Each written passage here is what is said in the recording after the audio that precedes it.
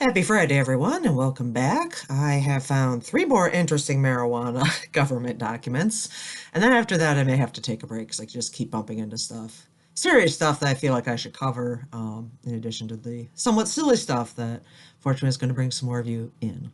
Anyway, the first thing I wanted to point out, I didn't realize or haven't seen this lovely certification, the digital signature that the government publishing office has been appending to PDF. So this was kind of interesting.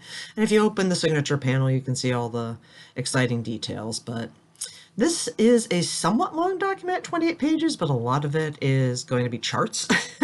So yeah, let's buckle in. It'll not be so bad. First thing I want to point out, which is driving me crazy, does someone know what font this is? Because I'm pretty sure this is not a font that should be on any sort of official document anywhere. Like, I understand they didn't want it to look this official, but this looks like Comic Sans to me, but it's not Comic Sans. I know that much. Anyway, marijuana, the greatest cause of illegal drug abuse, according to the Office of National Drug Control Policy, back in July 2008. So this has an agenda, because otherwise you don't fund drug control if you don't. Nope, there's a problem.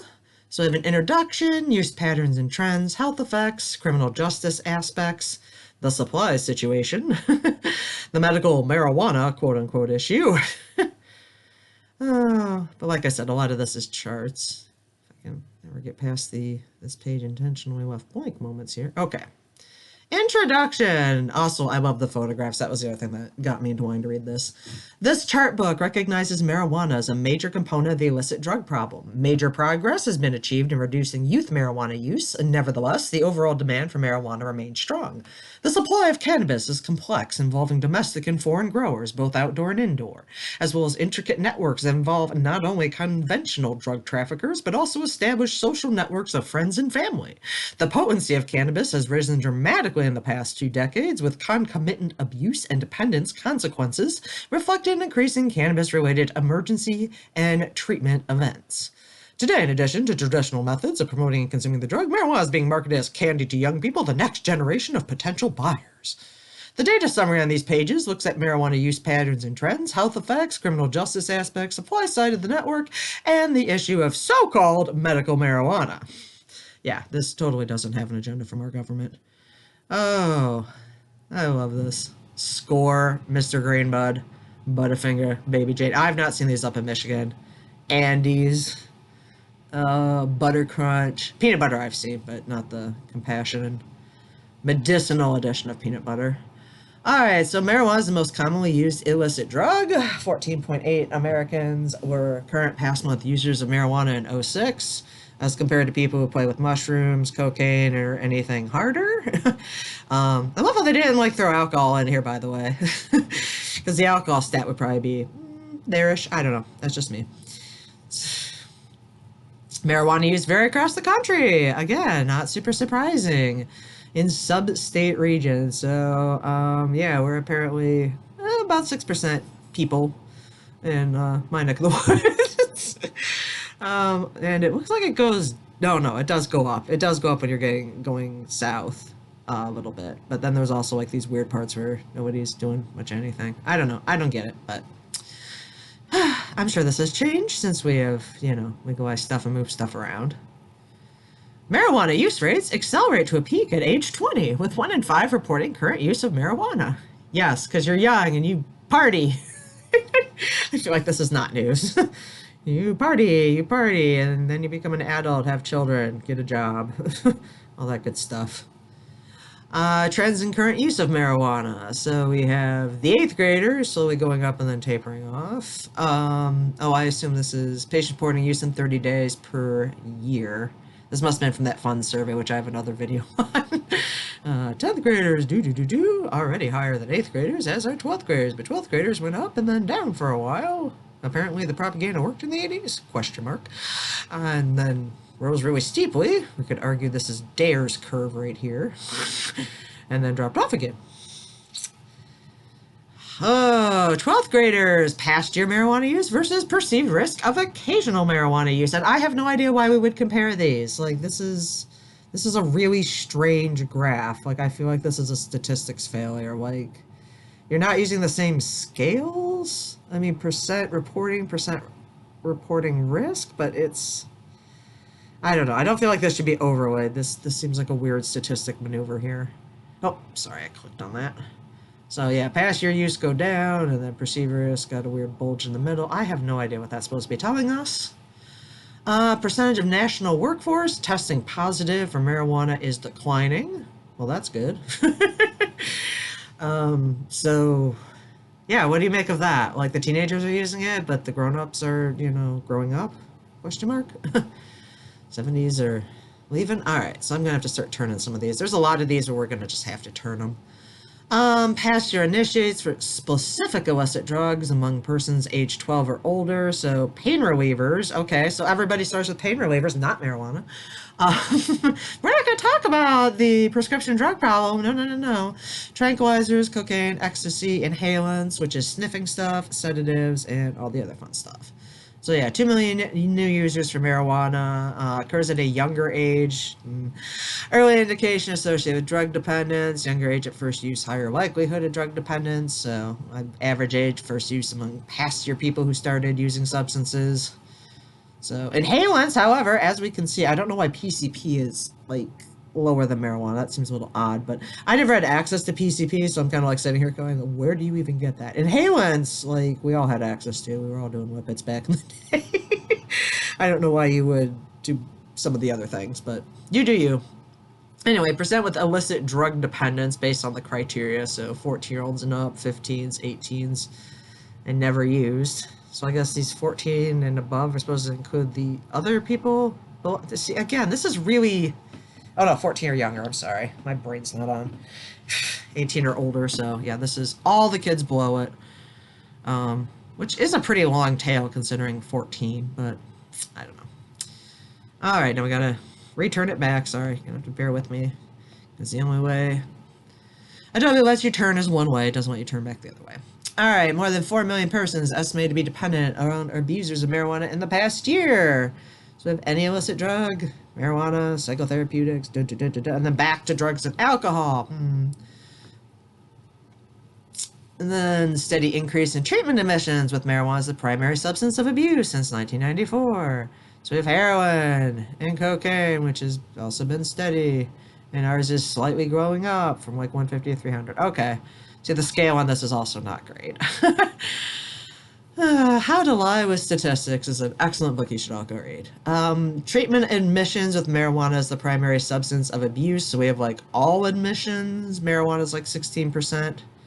But alcohol only is like 21%. And alcohol with the drug is like 17%. So why are we picking on poor marijuana here? Ages 12 to 17. So, okay. So yeah, the young kids are doing the marijuana. Okay, maybe that's why. The teenagers are doing the pot, but they're not doing much anything else other than alcohol with drug. And, well, I guess alcohol only is smaller. And I do remember discussing or hearing about that, like the change. And again, I blame DARE. They gave us all sorts of exciting information. So the generation after mine is like, yeah, pot's safer because you don't end up, like, having drunk driving issues and things. Anyway, for younger users, marijuana is more addictive and more dangerous. Past month nicotine dependence. Okay. Again, I'm not quite sure why that's being thrown in here. Oh, past month use of nicotine. Okay. So alcohol, cigarettes, pot. So cigarettes are like in between the two, which I also find kind of odd. So, according to NSDUH, 1 in 4 12 to 17-year-olds who report using marijuana in the past year display the characteristics of abuse or dependency. For younger users, the risk of abuse or dependency exceeds that for alcohol or tobacco. Recent research supports the gateway dimension of marijuana that its use creates greater risk of abuse or dependency on other drugs, such as heroin and cocaine. Marijuana use itself is a serious risk, not only for addiction, but also as added risk for developing psychosis, including schizophrenia. And the burden on emergency services has been increasing. And again, we have heroin use, but it stabilizes, and ours just keeps going up and up and up. Maybe that's just the end of which they have data, because I'm like, isn't this report from 2008? In which case we're missing some years? Marijuana use is associated with depression, suicidal thoughts, suicide attempts. Besides the links to depression, teens who smoke marijuana once a month are 3 times more likely to have suicidal thoughts than non-users. And this is something like I have another article that I need to read for all of our health. um, because I feel like this is propaganda, but then part of me is like, maybe it is true. Maybe I just need to go read actual science because I'm always skeptical when the government tells me stuff. So yeah, you have had major depressive episode and you're smoking pot. Yes, no, depressed, not depressed. Yeah. All right, this was one of the reasons why I ended up picking this one to start out with. Hopefully, my exciting furnace noise isn't bugging you too much. Anyway, one marijuana garden it can generate up to 53 30-gallon garbage bags of trash. And I'm sitting here going, well, this looks more to me like an unhoused squat sort of a situation and not really like marijuana gardening because I don't understand why we have like bottles of detergent. I don't understand why there is stuff to that to me looks like clothes and tin pans. And this looks like a tent, and I'm sure the government's arguing like that's a grow tent. And it looks, and then it's like, well, then what's all this sitting on? This looks like camping in the woods for unhoused people, and yeah. And I like the fact they call it a garden. One marijuana garden. I'm like, well, what's the size of a garden? Like, how do you define that? Like, half acre? I live in farm country, people. Anyway, criminal justice aspects. Juvenile delinquent behavior closely associated with marijuana use. Yeah, because they, don't trust what people tell them, and then they become little punks. Again, I don't think these two things are causation. I'm pretty sure this is just correlation. Punks do punk things. Youth who engage in antisocial behavior far more likely than those who do not. So, sold, traded, or tried to steal, carried a handgun. Oh, good, my furnace shut off. Grade average, D or lower, because that has something to do with whether or not you become a juvenile delinquent because you don't want to conform to the system, I guess. Got in a serious fight. I used to do that. Oh yeah, ages 12 to 17. So yeah, I guess I wasn't getting in serious fights at that point. I was out of elementary school. Yeah. I did do some other provoking stuff, but I was not in serious fights. And I didn't have a grade average D or lower, and no guns, no stealing, no selling, none of that exciting stuff. All right, marijuana accounts for 2 out of 5 arrests of drug violations, and I feel like we're missing a chart there. However, marijuana arrests do not translate to a large share of offenders in prison. So, inmates in state prison, drug offenses not with pot, drug offenses involving a pot, excluding possession only, and then supposedly like 0.3% of people are being put in for just possession. There's more than that. But offenses involving marijuana, excluding possession only, if they can get you for something else, you're in that lovely almost 3% there. And then we have, other drug offenses not involving marijuana. And then, all sorts of other exciting stuff. So I don't know. Marijuana arrests do not translate to a large share of offenders in prison. Yeah, because nobody's really violent and we just want to be left alone. Okay. Substantial proportions of treatment referrals for marijuana, meth, and alcohol are from the criminal justice system. Yeah, because people don't want to go get help unless somebody picks them up and forces them to sometimes. But I don't see why we would group all this together. So, source of referral. Okay, so you decided to go in by yourself. So drunks win that one. Um, the criminal justice people forced you to go in, which would definitely be the potheads. Cause it's like, why? I'm fine. I'm not going out rampaging. Alcohol, drug, or healthcare provider. Yeah. So somebody forced you to do it, but not the court system. And then somebody other forced you to do it, like your mom. It was like, you need to get your pot under control, kids. All right. The supply situation. What marijuana users spend? Marijuana users spend an estimated 11 billion to obtain marijuana. And again, this is a document. I want to say 2008, but this is the data is only from 2001, so it's definitely higher now. And I could probably dig out some interesting market research from some other databases my university subscribes to if I wanted to look at that. But yeah, billions of dollars, and this is projection, which is also yeah, projections are great. Projections are just made up numbers, guys. Like, we think this will happen based on what's been going on. So other meth 5.4, marijuana 10.5, heroin slightly less than marijuana, and a whole bunch of like money on cocaine. All right, whatever. What? I do not understand many of these diagrams. Let me know if you do. Okay, this is supposed to prove user social networks are essential conduits for obtaining marijuana for individual use. Okay, again, I don't know if the government needed to be funded to go look at this. So the 43% who bought most recently used marijuana. Okay, so if you bought it, who did you get it from? This is a really interesting, like, yeah, okay. So did you get it from a friend? Of course, because, your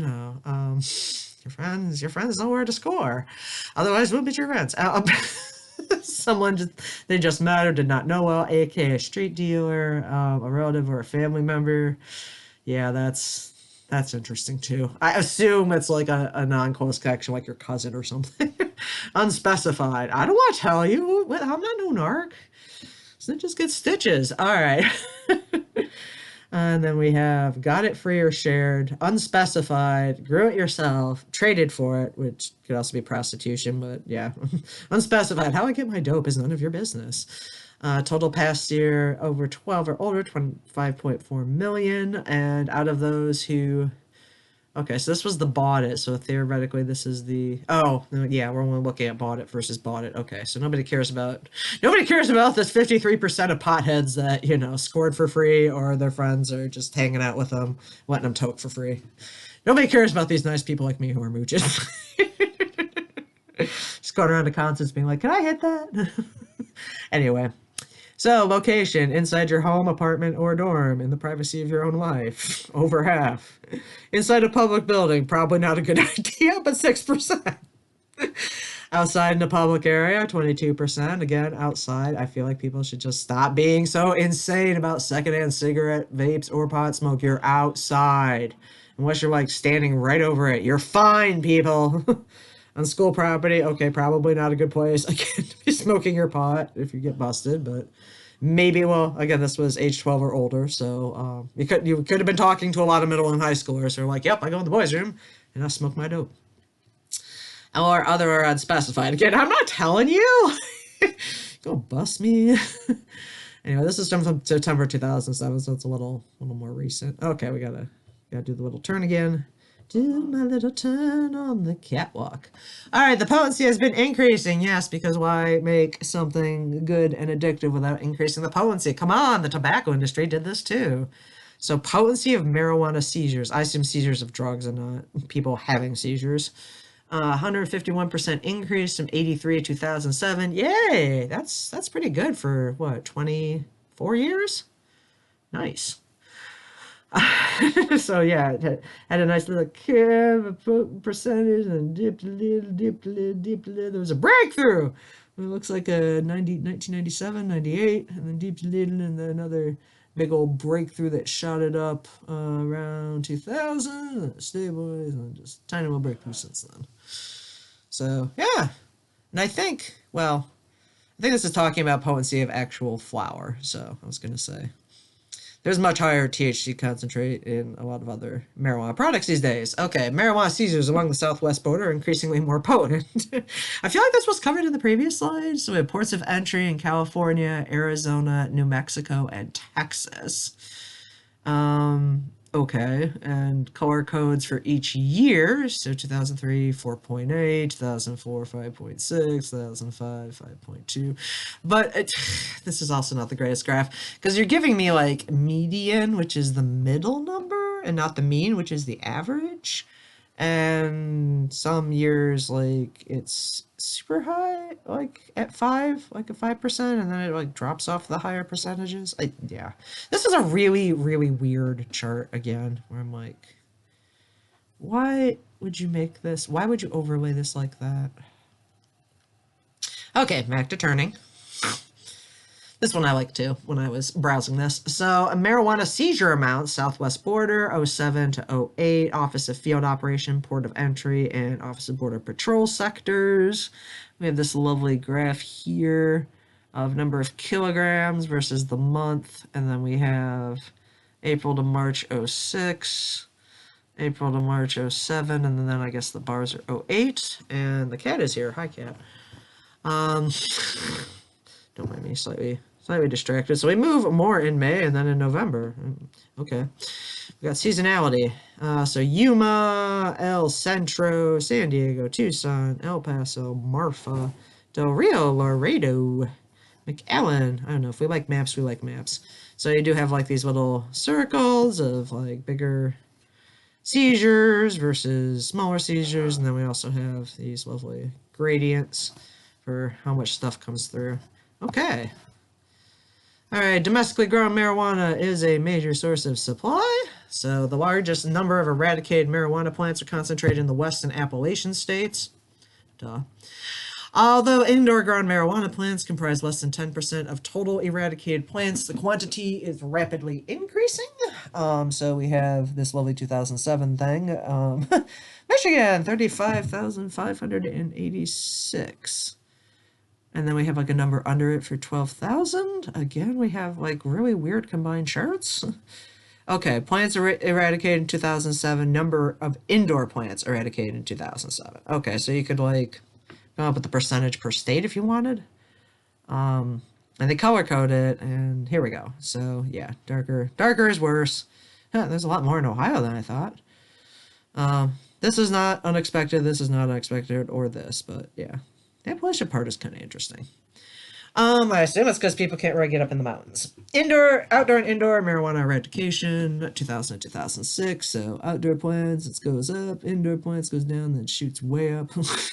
And we found something really big. All right, Mexican production of marijuana, because Mexico is a major producer. Eradication of net cultivation. So net cultivation and the eradication impact on production. And then we have this marijuana survey areas in Mexico, and yes, this is super blurry.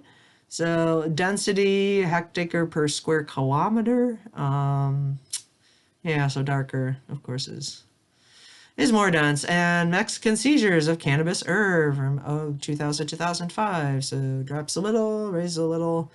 Not great scale on this because it's like, yeah.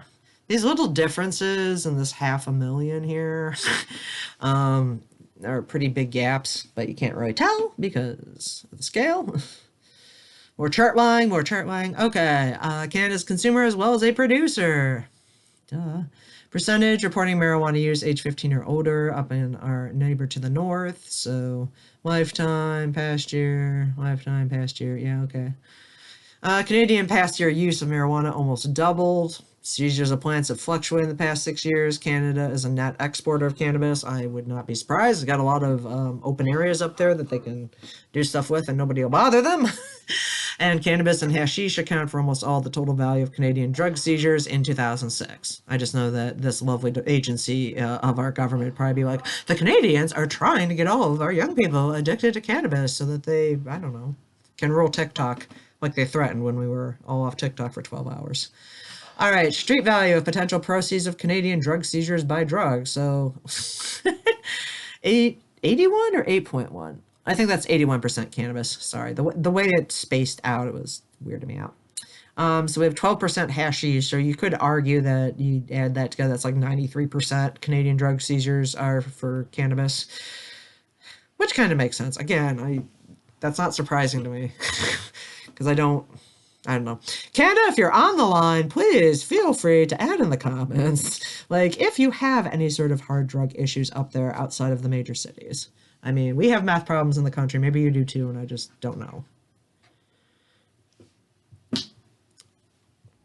All right, Canadian seizures of cannabis plants, 2000 to 2006. In addition, number of plants seized, seizures by weight were reported. So we have a huge dip from 2001, and then kind of a steady rise, and then another drop. Let's spin this around again. Oh yeah, and the dispensing machine. I gotta pause here because I got ammo doing something. Okay, didn't realize how long this was getting, so just cruising right along. Smoked marijuana is not medicine. In April 2006, the Food and Drug Administration issued an interagency as in multiple agencies across, advisories stating that it has not approved smoked marijuana for any medical condition or disease indication. FDA's drug approval process requires well-controlled clinical trials that provide the necessary scientific data upon which the FDA makes its approval and labeling decisions, consistent with the standards of the Federal Food, Drug, and Cosmetic Act. New drugs must be shown to be safe and effective for their intended use before being marketed in this country. But yet somehow supplements remain on the shelves. Efforts that seek to bypass the FDA drug approval process might expose patients to unsafe and ineffective drug products. A growing number of states have passed voter referenda or legislative initiatives making smoked marijuana available for a variety of medical conditions upon a doctor's recommendation. These measures are deemed by the FDA to be inconsistent with efforts to ensure the medications undergo the rigorous scientific scrutiny of the approval process. Like that COVID vaccine we rushed through, right? Accordingly, FDA, along with Drug Enforcement Administration, the Office of National Drug Control Policy, do not support the use of smoked marijuana for medical purposes. However, as we will see down in the next little scroll here, that's another reason why I decided I needed to go with this government document, because California, here we come. Can you guys give me a heads up? Do you guys have, like, actual dispo vending machines out there? Because I'm kind of blown away by that. We are not this evolved in Michigan. We still have lots of restrictions in terms of where you can buy things and what they have to do and record keeping and exciting stuff like that. But this is like Herbal Nutrition Center, vending instructions, insert WNC member card, verify fingerprint ID, grab item in slot below. Strain menu. Okay, so it comes pre-packed. And you put it all in there. Anyway, doesn't look like it's a particularly like converted dispo vending machine. It looks like it's just one of your standard snacko machines. But still, California, if you got this, like you might be beating China in my weird vending machine estimation. All right, we have medical marijuana states are more likely to have higher marijuana use and initiation rates. Wow, I am so blown away by that. States with programs, states without programs. Yeah, this is '07. We hadn't gotten far enough in Michigan. 12 states have medical marijuana programs, mostly out west, but apparently Maine and Vermont are cool.